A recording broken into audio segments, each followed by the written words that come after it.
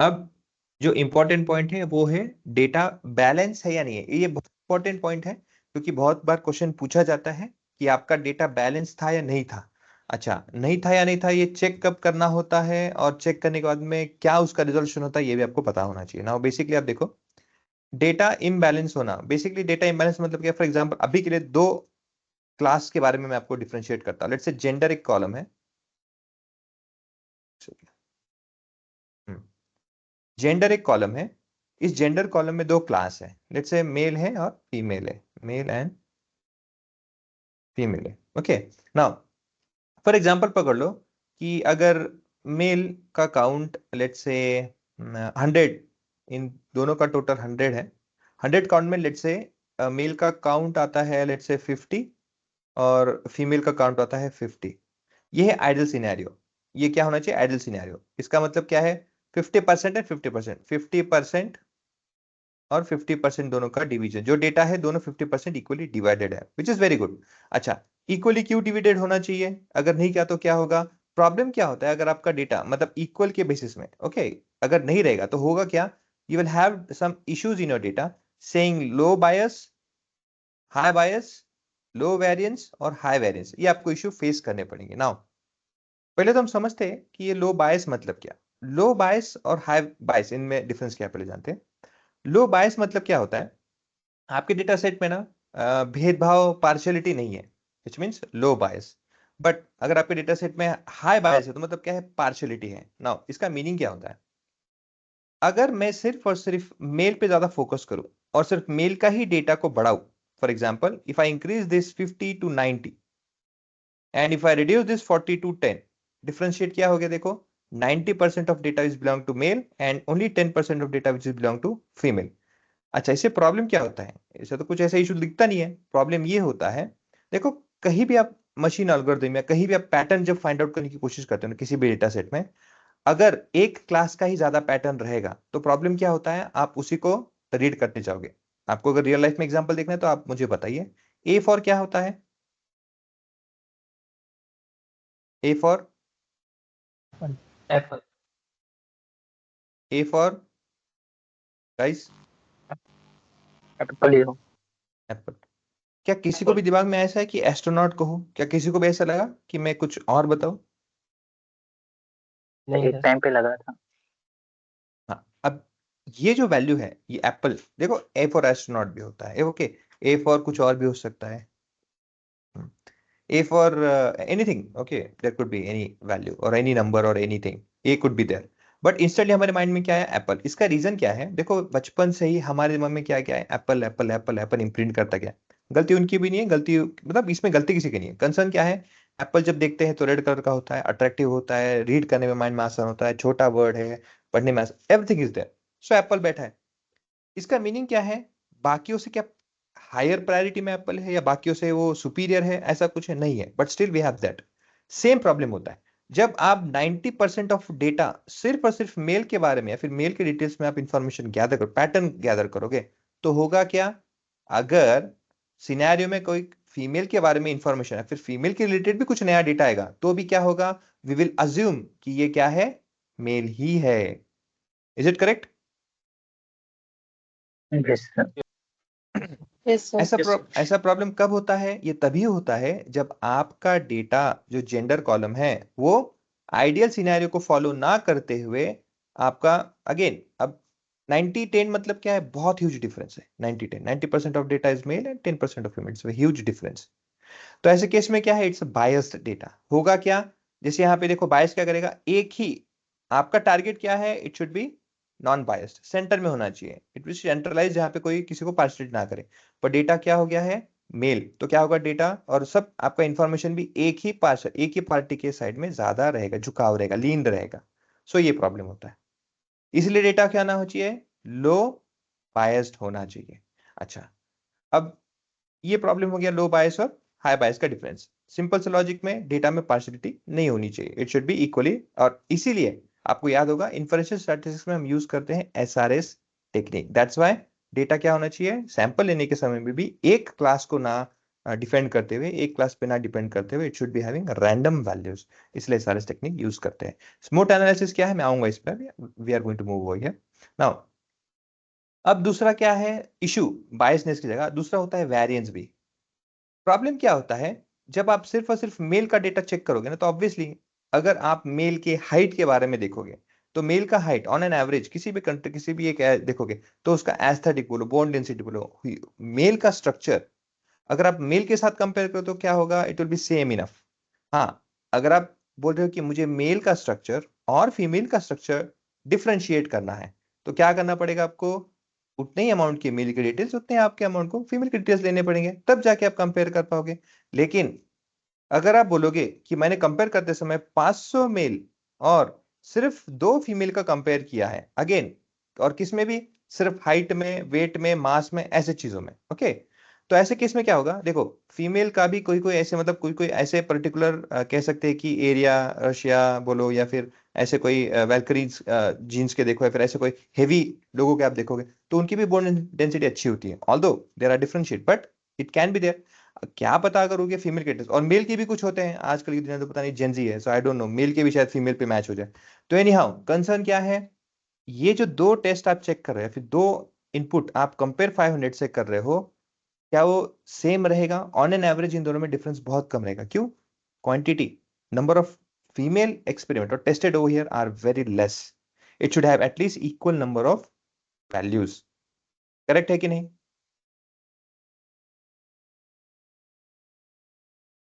Guys? Yes sir. Sir correct है। Yes sir. Sir मैं बोलता हूँ ये हम लोग सर बैलेंस इम्बैलेंस जब सैम्पलिंग का पार्ट आता है, सैम्पलिंग में यूज करते हैं ना बैलेंस इम्बैलेंस, हाँ, मतलब यस जब यस। अपना मतलब कैटेगोरिकल डाटा हो।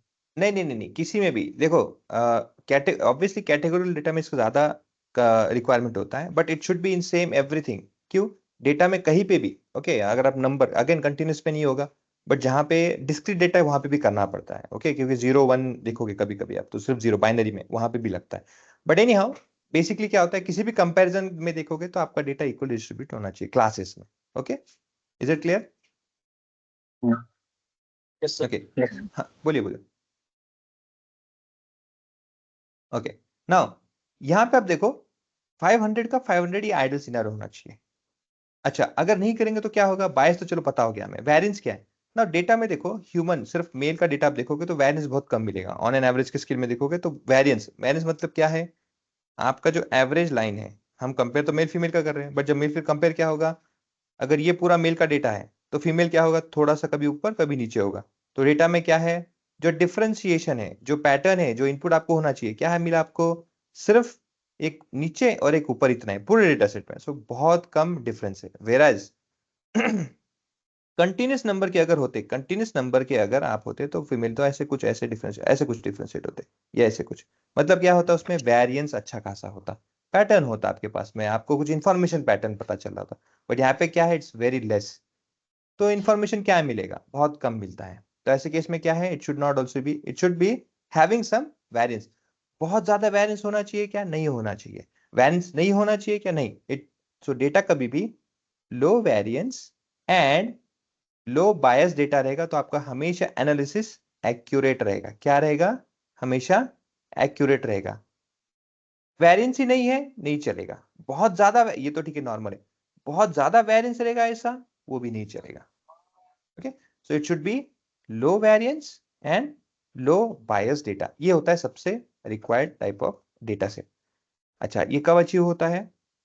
ये कभी भी अचीव तब होता है जब आप सैंपलिंग, सैंपलिंग बोले या कोई भी आप जब डेटा वर्कआउट कर रहे हो, रिमेंबर दैट, ओके, ये पॉपुलेशन भी हो सकता है, सैंपल भी हो सकता है। आप जब भी डेटा लेते हो और किसी डेटा के साथ में आप कंपेयर, कम कैटेगोरिकल में कंपैरिजन जब कर रहे हो, हमेशा ध्यान रखना है क्या होना चाहिए, आइडियल सिनेरियो 50% होता है, 50-50% of this, but minimum criteria 70-30, इससे नीचे नहीं जाना चाहिए। अच्छा, इसे एग्जाम्पल क्या है, अगर मेल का डेटा 30 है और अगर फीमेल का डेटा 70 है, ये क्या है आपका लास्ट पीक, या फिर आपका लास्ट पॉइंट, या फिर लास्ट वैल्यू जो आपको एग्जांपल में आप एक्सेप्ट या वैल्यूज में आप इसे सेलेक्ट कर सकते हो on a count of values के बेसिस पे। अच्छा, इससे नीचे मतलब क्या, इससे नीचे मतलब ये है, अगर मेल का डेटा 29 हो गया और फीमेल का डेटा 71 हो गया और मेल का डेटा 31 हो गया और फीमेल का डेटा 69 हो गया। अब मुझे आप बताओ इन दो सिनेरियोज में कौन सा हमें एक्सेप्ट करना चाहिए और कौन सा नहीं करना चाहिए? सर बोथ एक्सेप्ट कर 31 सकते हो, वाला उसका तो वेरिएंस नहीं। सर सर 31 बोथ वाला हम एक्सेप्ट कर सकते एक्सेप्ट कर सकते हैं। 31 वाला एक्सेप्ट कर सकते हैं। क्या? Okay, sir both both accept कर सकते हैं। नहीं। ओके, हाँ First- क्योंकि first सर one. उसका 31 वेरिएंस और तो नहीं। 69 एक्सेप्टेबल। Okay, 3070 and 3169. 29 और 71, 31 और 69। No, 3070 and 3169. ओके, ठीक है, दोनों ये कर सकते हैं। ओके दोनों कर सकते हैं। ठीक है, अभी मैं आपको थोड़ा क्लियर करता हूँ। सी ये जो प्रॉब्लम है, ये जो कंसर्न है ना, ये एक्सेप्ट नहीं करना है 2971। ऐसा क्यों, मैं आपको बताता हूँ। देखो अभी के एग्जांपल लो कि मेल का काउंट है 30% और फीमेल का काउंट है लेट्स से 70%। नाउ आपने क्या किया है, ये आपका लिमिट आपने हमेशा कैलकुलेट किया है, बट लगे फॉर एग्जांपल जैसे मैंने कहा था ये क्यों नहीं कर रहा है, मैं क्या कर रहा हूँ 29%, इसे कम करते जा रहा हूँ, मेल का काउंट कम करते जा रहा हूँ, 28, 27, 26, 25 और यहाँ पे बढ़ाते जा रहा हूँ 71, 72, 73। पॉइंट ऐसा आएगा जहाँ पे 90% हो जाएगा और ये होगा 10%। अगेन प्रॉब्लम क्या हो रहा है, मेल का काउंट कंटिन्यूसली कम हो रहा है, ये नहीं चलेगा। फिर as m is equal to 31, f is equal to 69, ये 31 बढ़ रहा है, 31, 32, 33 बढ़ रहा है, ये क्या हो रहा है 68, 69, क्या होगा 50-50 होगा आइडियली, ज्यादा से ज्यादा, ये एक्सेप्टेड है। सो लीस्ट पॉइंट इज 70-30, इससे नीचे नहीं होना चाहिए, इसके ऊपर चलेगा। Is it clear? Yes, sir. Yes, sir. Yes, sir. Any query over here? No, sir. Okay, now biasness मतलब क्या है, आपके डेटा सेट में जितने क्लासेस है, क्या हर एक का अकरेंसेस, हर एक के लेट्स से प्रेजेंस, क्या एक आइडियल 50-50 के अलावा जो रिक्वायर्ड होता है उसके अंदर ही है क्या, ये चेक करने के लिए बायसनेस होता है। वैरिएंस मतलब क्या है, अगर आप एनालिसिस कर रहे हो लेट्स से सैलरी के बेसिस में, तो सैलरी कैन बी 10,000 से लेके 1 लाख के बीच में हो सकता है, तो ये क्या है, ये है ह्यूज वेरिएंस, बहुत सारे वेरिएंस है। लेकिन अगर वही आपका वेरिएंस अगर बहुत कम रहेगा, जैसे 10,000 और 11,000 के बीच में मुझे क्या करना है, एनालिसिस करना है किसी के कंपनी के सैलरी का, ये कोई सैलरी एनालिसिस करने का कंसर्न नहीं है, फिर ये इतना हमें इसमें टाइम करना नहीं। क्यों, 10 और 11,000 के बीच में क्या ही वेरिएंस होगा, it will be very less, so we should not do that. यहाँ पे क्या है, वेरिएंस बहुत कम होगा, ये होता है वेरिएंस, दिस इज वेरिएंस। ये क्या है, जो लेवल इंटरवल है, इट्स अ ह्यूज इंटरवल, ये होता है वेरिएंस। अगेन अब कोई आपको ये बोलेगा कि भाई मुझे 1 करोड़ और 10,000 के बीच में करना है, इतना बड़ा वेरिएंस ना करो, इट इज ऑल्सो नॉट। क्यों, देखो किसी को करोड़ में सैलरी बनाना बहुत कम है, इसका मतलब क्या है, जो लोग करोड़ में फिर जो यहाँ पे ज्यादा आएंगे वैल्यू, ज्यादा आउटलायर नॉइज होगा, डोंट डू दैट। तो वो वैल्यू भी हमें नहीं करना है, इसीलिए ना हाई वेरिएंस, ना let's say near to zero variance, but it should be low variance. Okay, ये ध्यान रखना। नाउ जैसे मैं आपको कहा था कि ठीक है, जेंडर की जब हम बात कर रहे थे, gender was regarding to class में, मतलब क्या है, एक मेल था एक फीमेल था, तो हमने तो चलो 50-50 कर लिया। लेकिन अगर क्लास बढ़ गया तो कैसे डिसाइड करेंगे 50-50? जैसे अगर जेंडर के अलावा ये क्लास होता टैक्सी सर्विस का, मुझे एक जगह से दूसरी जगह जाना है, टैक्सी सर्विस करना है, तो ओला हो सकता है मेरा चॉइस, तो मेरा चॉइस उबर हो सकता है, मेरा चॉइस Rapid. हाँ रैपिडो हो सकता है, मेरा चॉइस और क्या है भाई, इन ड्राइव। हाँ इन ड्राइव हो सकता है, या फिर ऐसे बोलो टैक्सी स्पेसिफिक मीटर करके, ऑटो मीटर करके मैंने खुद का लिया, वो हो सकता है। मतलब क्या है मेरे पास, या फिर कारपूल करके भी है, लोग आजकल करते हैं, that can be also there. Basically क्या है, मेरे पास ऑप्शन ज्यादा है रादर देन टू। तब कैसे करेंगे सर इसका, ऐसे केस में क्या करना है, देखो आपके पूरे डेटा सेट में ना, आपके पूरा डेटा सेट में सबसे ज्यादा काउंट किसका है, ओके अगर आपके पास में 500 अगर इन सबके डेटा है, तो इस 500 को डिवाइड करते समय ये ध्यान रखना है सबसे ज्यादा काउंट किसका है, ओला का है, उबर, किसी का भी। फॉर एग्जांपल अगर ओला का है, अब ओला को ध्यान में रखते हुए, ओला को बेस लाइन रखते हुए आप क्या चेक करोगे, ओला के साथ में उबर का कितना है, ओला के साथ में रैपिडो का कितना है, ओला के साथ में ये क्या था भाई, in drive sir. In drive, हाँ इन ड्राइव। और उसके बाद में फिर बाद में आप सेपरेट आपका खुद का ऑटो। अच्छा इतना अच्छा रीड नहीं करने आया इतना ठीक है, ये मैंने खुद लिखा था इसलिए। ओके, आपका ऑटो ड्राइव का कितना है वो कैलकुलेट करना है। बेसिकली हम क्या करते हैं उस समय, क्योंकि एक साथ नहीं कर सकते ना दो चीजों के ऊपर में, तो हम क्या करते हैं एक को बेस पकड़ते हैं, जो सबसे हाईएस्ट वैल्यू उसको बेस करते हैं। वो बेस के साथ हम क्या करते हैं कि भाई उबर का कितना वैल्यू है, रैपिडो का कितना है, अगेन कितने में, परसेंटेजेस में। परसेंटेज में कैसे करेंगे, 500 का अगर टोटल है तो 500 के टोटल में कितना है ओला का वैल्यू, भाई ओला का लेट्स से फॉर एग्जांपल 200 पकड़ लो, और इसका कितना है लेट्स से उबर का पकड़ लो 50। ओके, तो हम क्या करेंगे, अब ये तो टोटल का है ना, टोटल में से हमने क्या किया भाई, इसका निकाल लिया कि इसका परसेंटेज कितना है वो हमने निकाल लिया। हम 200 डिवाइडेड बाय 500 जो भी परसेंटेज आएगा, अब इसके लिए क्या करेंगे, 50 में से 200 में से 50 का देखेंगे। ओके, तो उसका कितना परसेंटेज होता है, क्योंकि हम कंपेयर किससे कर रहे हैं, इससे कर रहे हैं। तो इस तरह से हम कंपेयर करते जाते हैं। ओके, ताकि क्या पता चलेगा, इसका परसेंटेज, इसका परसेंटेज, इसका जो आएगा, इसका दोनों का हम कंपेयर करेंगे। अगेन कितना होना चाहिए, मिनिमम 70-30 के बीच में ही होना चाहिए। Okay, it should not cross that. और अब क्वेश्चन आएगा, चलो समझ लेते हैं, चलो हो गया। ओके, भरोसे चलो किसी के भगवान के हो गया, लेकिन अगर सर नहीं हो पाया किसी सिनेरियो में, किसी सिनेरियो में किसी की वैल्यू कम आ रही है, हो नहीं रहा है, किसी की वैल्यू अगर लेट्स से 21 आ गई है, 20 आ गई है और इसकी 80 आ गई है, तो अब क्या करेंगे। तो ऐसे केस में क्या होता है, देखो we have some solutions. Solutions are, एक तो क्या करो आप, रैंडम सैम्पलिंग एसआरएस के थ्रू यूज करो। मतलब अगर आपका टोटल पॉपुलेशन 500 का डेटा है तो आप क्या करोगे, उसमें से सैंपल निकालोगे।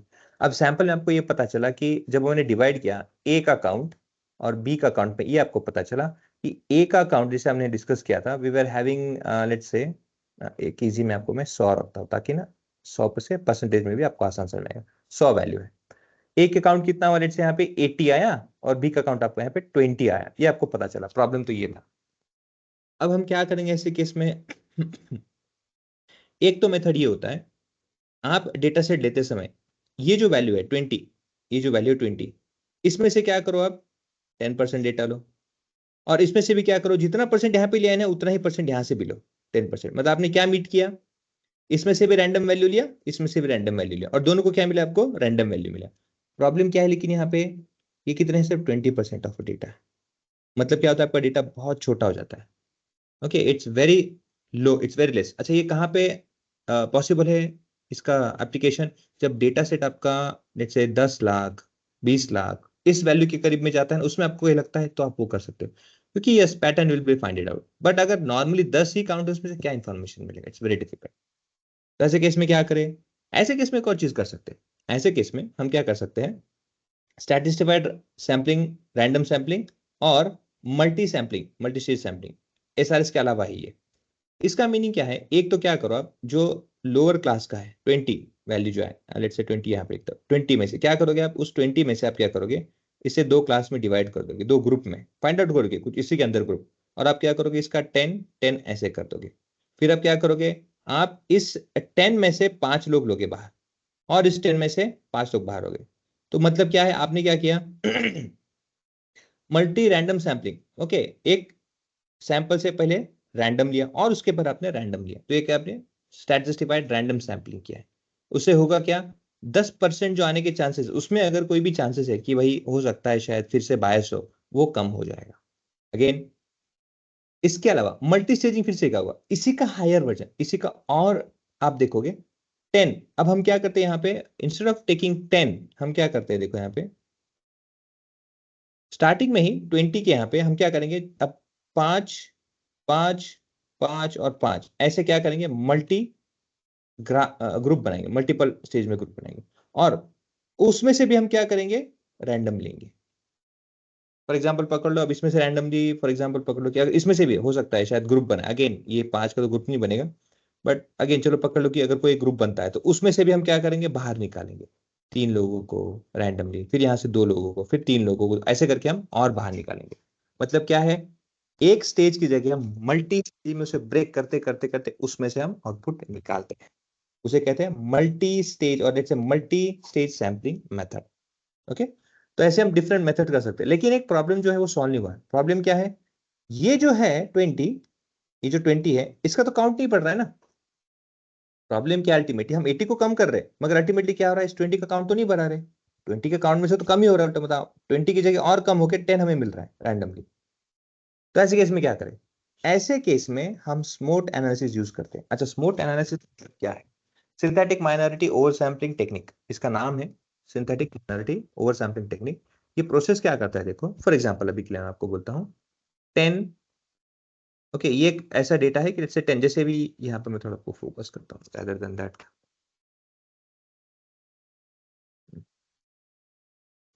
यहाँ पे देखिए ये क्लास इम्बैलेंस है। ग्रीन क्लास का जो है पूरा आप देखोगे, एक पूरा जो क्लास है, जो एक पूरा कैटेगरी है, it's a huge number. Whereas blue में क्या है, कुछ ही नंबर है या फिर कुछ ही सैंपल्स हैं। अब इसे अप्लाई करते हैं और करने के बाद में इसमें क्या होता है वो देखो। स्मॉट एनालिसिस क्या करता है, if you look over here you can say that there is this connection है। हर एक डेटा के बीच में कुछ ना कुछ कनेक्शन है, यहाँ पे कुछ ना कुछ तो कनेक्शन यहाँ पे है ही है। Every value is been connected like this, every value. इसका मीनिंग क्या है? अब देखो, अगर 10 के और 100 के बीच में कोई एक वैल्यू मिसिंग है, फिर कुछ वैल्यूज मिसिंग है, क्या हो सकता है? एक तो मैं क्या करूंगा, considering this minimum and this maximum value I will put some random values. तो क्या होगा, जो चांसेस ऑफ रैंडमनेस है ओके एक पर्टिकुलर इंटरवल में, वो ठीक रहेगा रैदर देन पूरा ही रैंडम रहना। मतलब कोई जाके यहाँ पे लेट से 200 डाल दे, कोई यहाँ पे 2000 बढ़ सकता है, कोई यहाँ पे आके 2 लाख भी बोल सकता है, क्योंकि बीच में कोई भी वैल्यूज होती है। बट मिनिमम वैल्यू और मैक्सिमम वैल्यू के बीच में, इसी रेंज के बीच में अगर हम किसी वैल्यू को पुट करेंगे that will be much more valid. क्योंकि अगर ये एज का कॉलम होता तो एज के कॉलम में 200, 2000, 2 लाख वैल्यू कभी भी एक्सेप्टेबल नहीं होता। हाँ, 10 और 100 के बीच में कोई भी वैल्यू वहां पे आप ला सकते हो, तो ये लॉजिकल है। तो ऐसे केस में क्या है, एक डेटा पॉइंट से 2 डेटा पॉइंट के बीच में कुछ ना कुछ तो कनेक्शन है। स्मॉट एनालिसिस अप्लाई करने के बाद में क्या होता है देखो, वो क्या करता है,